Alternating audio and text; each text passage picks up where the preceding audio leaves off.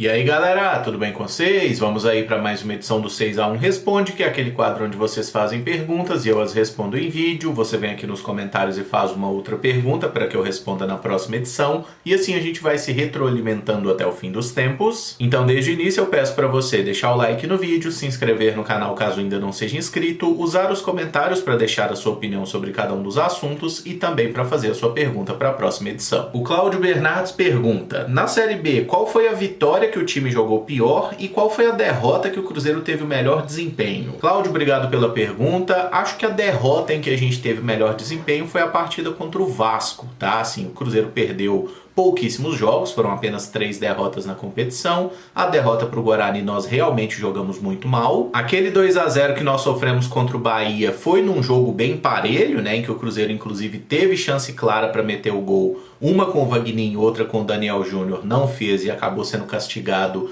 pelo glorioso Jacaré. E a partida contra o Vasco ela foi bem equilibrada, o Cruzeiro teve até mais finalizações que o Vasco, o Bidu perdeu chance boa, o Edu também desperdiçou. Então acho que das 3 derrotas, a partida contra o Vasco é aquela que o placar foi mais injusto. Com relação a uma vitória que o Cruzeiro conquistou sem ter jogado bem, acho que foi na partida contra o Novo Horizontino, tá? Que a gente ganha por 2x1. O primeiro gol é marcado pelo Adriano, né? Cruzamento do Edu, gol de cabeça do Adriano, que ficou aquele questionamento se a bola tinha ou não pegado no cabelo do Léo Paz. O Novo Horizontino empata num bom contra-ataque, tem oportunidade de virar, o Cruzeiro estava ali com dificuldade no jogo, mas consegue um segundo gol, até assim contando com a sorte, né? Depois de uma bola enfiada pelo Daniel Júnior, o Rafa Silva bate cruzado, ela pega no zagueiro, acaba traindo o goleiro também, ela pega no goleiro também antes de entrar. Então acho que contra o Novo Horizontino foi uma partida que a gente produziu muito pouco e conseguiu vencer. O André Silva pergunta: você acha que o Denivis deve ser titular no Mineiro do ano que vem para ter uma sequência e se desenvolver? André, obrigado pela pergunta. Acho que não uma sequência como titular, mas seria interessante a gente ver o Denivis jogando, assim como o próprio Gabriel Mesquita, né, que são os outros goleiros aí de idade profissional, já que o Rafael Cabral joga praticamente todas as partidas.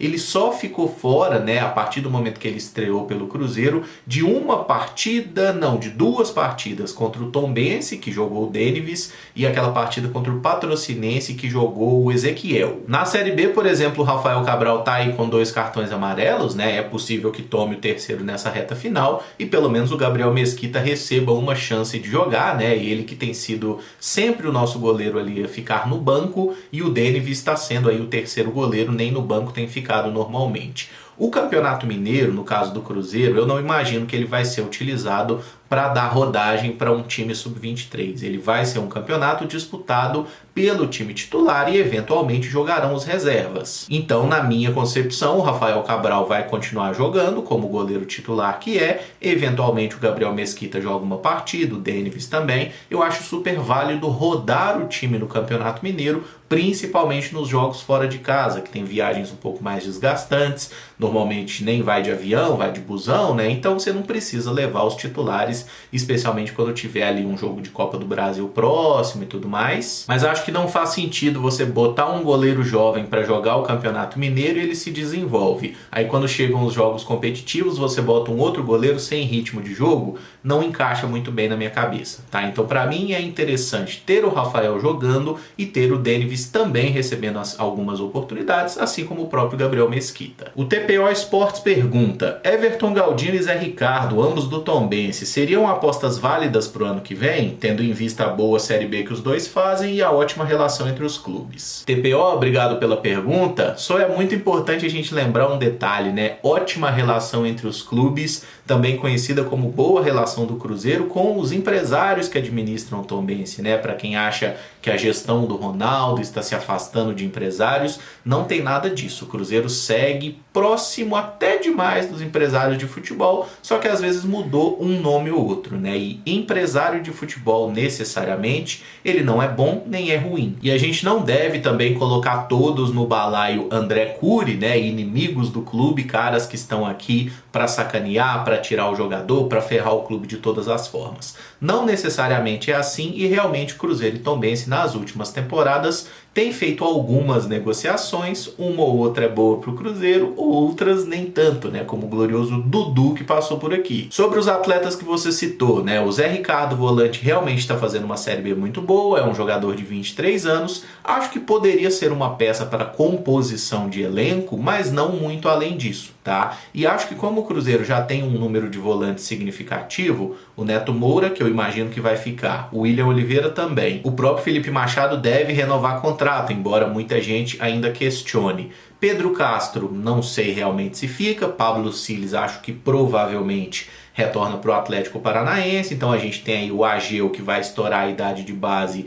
e em tese, né, deveria integrar o elenco principal numa próxima temporada. Então assim, talvez uma contratação de volante seria interessante. O Zé Ricardo é esse cara? Ele seria no máximo uma peça de elenco, né? Porque ele realmente ainda não jogou a Série A do Campeonato Brasileiro e dá até pra gente traçar um paralelo aí da carreira do Zé Ricardo com a do próprio William Oliveira, né? Já que os dois foram formados na categoria de base do Fluminense. O William até jogou algumas partidas por lá, mas o Zé Ricardo jogou muito pouco. Foram apenas 2 partidas, passou pelo Londrina, esse ano tá no Tombense. Eu não acho ele um jogador ruim não, tá? Acho que a Série B dele é muito boa. Se viesse pro Cruzeiro, eu acredito que poderia ser uma peça útil, mas não é um cara que chegaria para ser titular. Já no caso do Everton, é um jogador que chama atenção inclusive pelos gols bonitos que marca, né? Ele tem aí 5 gols anotados em 26 partidas na Série B. E a primeira vez que esse jogador me chamou atenção foi no Campeonato Mineiro do ano passado, né? Quando eu jogando pelo Tombense, ele enfrentou o Cruzeiro no Mineirão